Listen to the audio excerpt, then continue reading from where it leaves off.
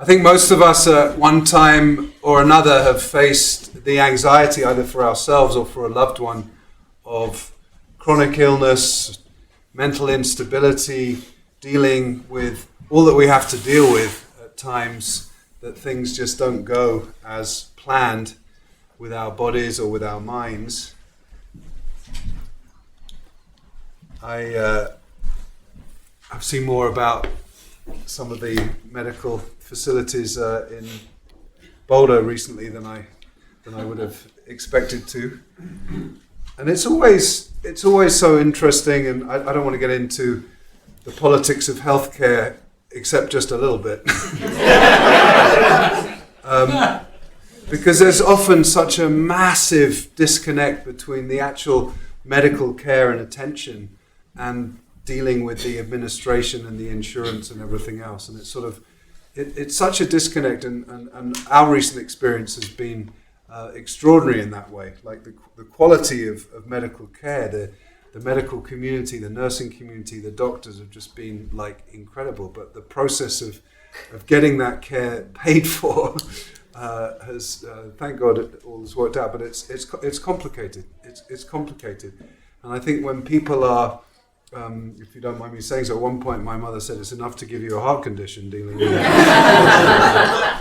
Because when you're in the midst of dealing with the anxiety of just not being well, which we have all, as I said, experienced in some way, it brings up enormous anxiety. And then to have the added anxiety of dealing with health insurance companies or whatever else it is, it's very traumatic. But that's not really what I want to talk about.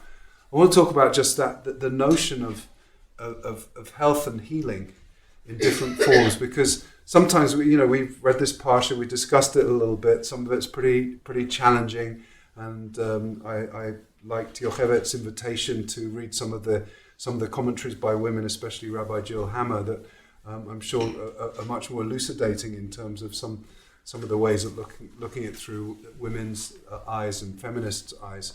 But like just if you look at the ancient society's view of health, of wellness, of illness, of dis-ease, and you look at it, as much as we find some of the ritual quite challenging, like the sacrifice that's involved in it and so on, there's something about it that's actually deeply holistic, because there's a very strong connection between the cause and the symptom and the remedy. They're all kind of connected, and we know that more, I think, from the second part of the parsha that we didn't read today, Metzorah, because Metzorah is really certainly the midrashim in the Talmud talk about the specific ways in which there have been causes to the illness. Now it's very hard, of course. I remember when I got into alternative and complementary medicine decades ago, and I myself practiced different forms of that medicine as a holistic massage practitioner and a craniosacral therapist and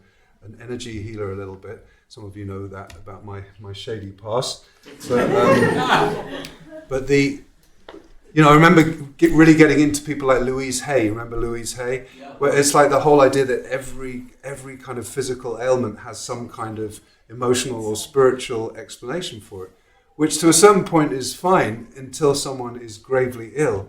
And what you're going to go and tell them, oh, you're really ill because you're too angry in life or something like that. I mean, it's just it's not helpful, and it's not and it's probably not real in its full extent, right? And in fact, the Talmud has a very powerful Masechet 5a of Masechet Brachot, the sugya that is called Yisurim Shel Ahava, which is all about the idea that when someone is really suffering, like, yes, they should look, maybe they've done something terribly wrong, maybe they haven't studied enough Torah, but like if they've really deeply examined all of those words and there's nothing lacking, then there's this extraordinary idea. Actually, before I say that extraordinary idea, there's all of these stories about different rabbis coming to the afflicted people and saying, are your Yisurim Chavivim, are they precious to you? And then like the rabbis say, no, not in any way, not them, not their reward, nothing about this is pleasant. And then the Rabbi Yochanan says, okay, give me your hand. And he gives him his hand, and the person is cured, the other rabbi is cured, right? And there's something about sometimes it's not about trying to understand or explain what someone's affliction is. It's just about being present with them through it. If they find meaning in it, that's fine. But for us to give meaning to it is hard. So I say that because it's a sort of, as a corrective to this idea that, yes, the Torah seems to be talking about a relationship between between cause, symptom, and remedy, and this idea that the Talmud gives a list of reasons why these illnesses happen.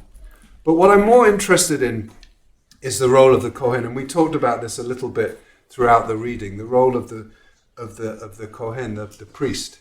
The idea that this person is in some ways, it's sort of one of the highest offices in the community. I mean, can you imagine if you were a Catholic and you weren't well, and suddenly the Pope came to see you and started examining your skin? I mean, it wouldn't, right? But the equivalent, like having the high priest or one of the high priest's sons come and essentially give you a medical examination. And as we said throughout our reading, it says again and again and again, Ra'ah HaKohen. The Kohen saw, the Kohen saw, the Kohen saw. In the Chumash that we have and other translations, it's often translated as the Kohen examined the person, right? They examined the person. But Ra'ah doesn't mean examine, it means he saw, right? And this idea that sometimes when people in our medical system, globally, not just in this country, but sometimes we don't feel seen by the people who are supposed to be taking care of us, right? This idea that we're ill, we're suffering. Sometimes there's known there's a known kind of understanding of what we're dealing with, a known understanding of our symptoms and and theories. And sometimes we feel, I think Boulder Heart and the cardiology team here in Boulder are just like extraordinary, and I think we all felt very seen by them. There's a way in which really good medical practitioners, whatever their area and specialism is, I think a really good medical person sees the whole person. And I think that's what the Torah is telling us. I think the Kohen saw the whole person. The whole person. Yes, they were looking for specific signs of a particular type of affliction. They were looking, is the hair white or is it not white? Is the skin discolored? In what way is it discolored? What kind of pussy things are coming out of the body? What is the skin doing? How is the skin reacting to certain things?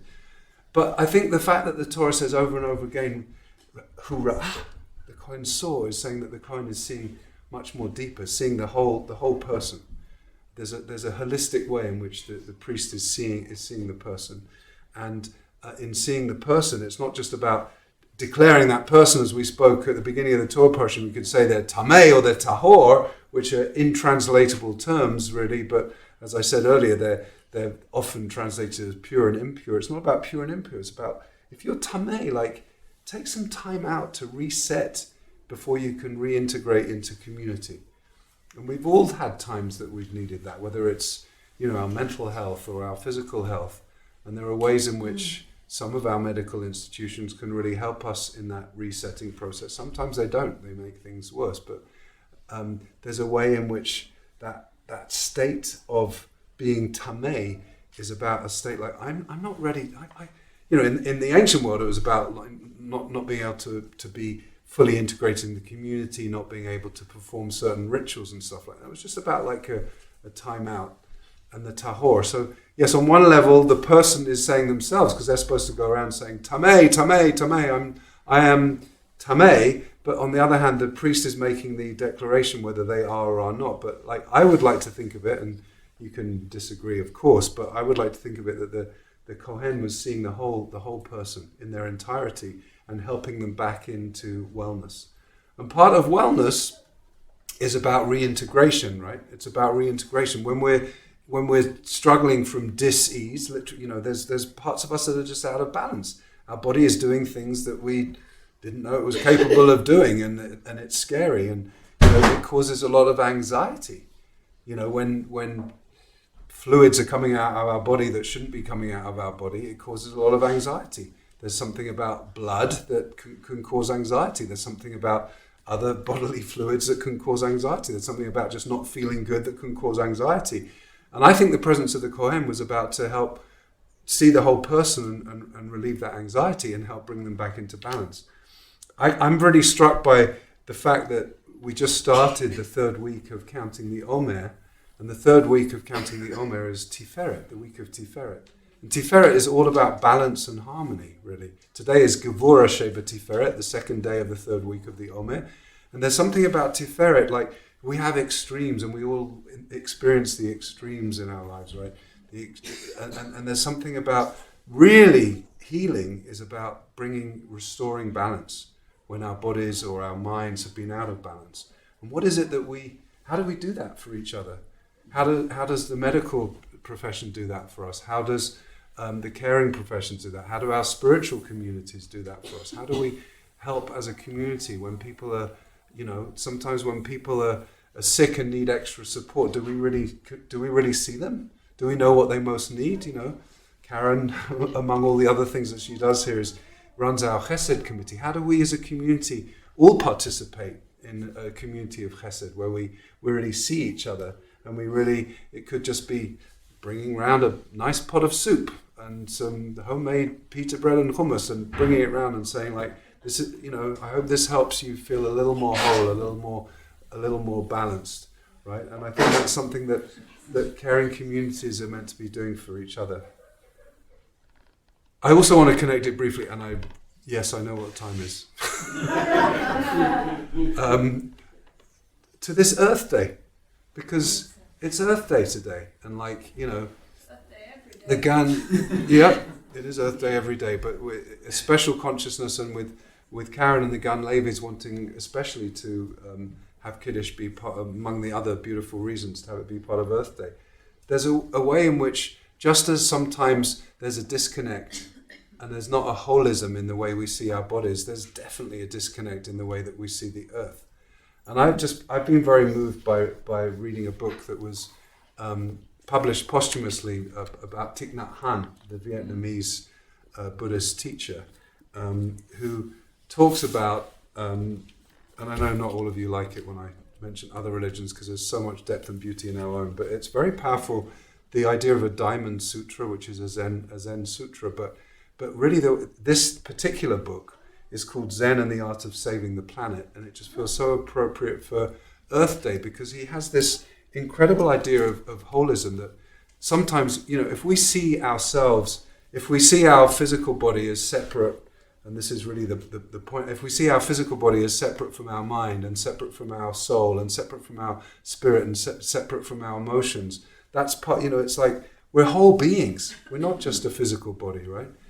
And the planet is a whole being that we are deeply and very much interconnected to.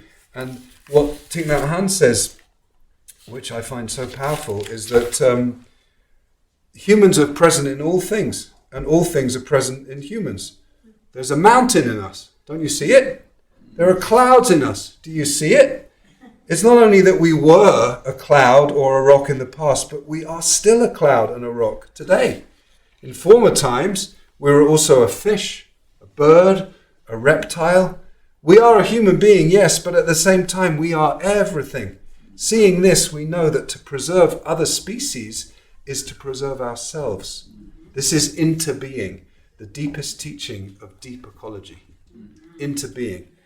Now, of course, some of you know Rabbi David Seidenberg, who wrote a book called The Ecology Beyond the Human. It's called something, it's got a better title than that, but it's basically his whole idea is something, Kabbalah and ecology, right?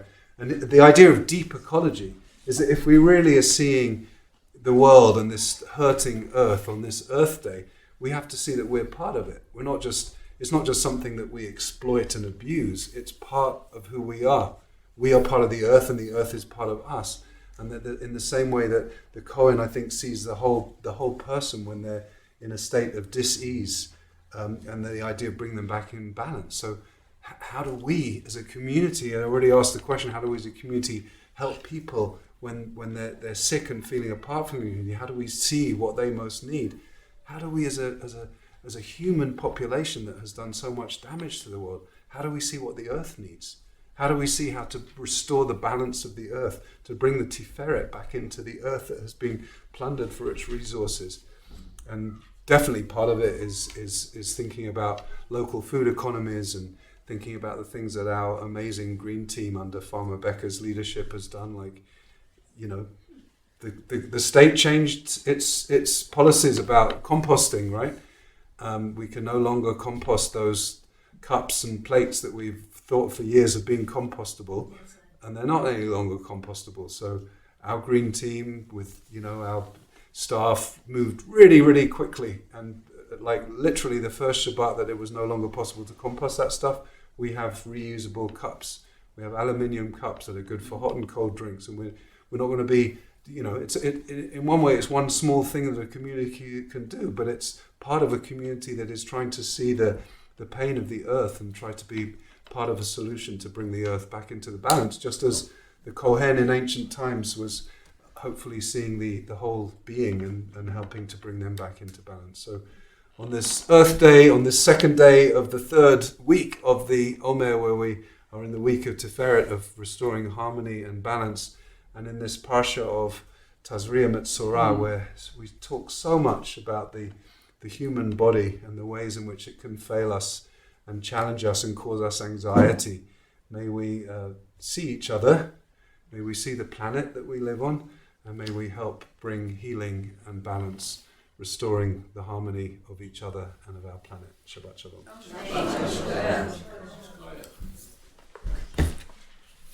All right, let's do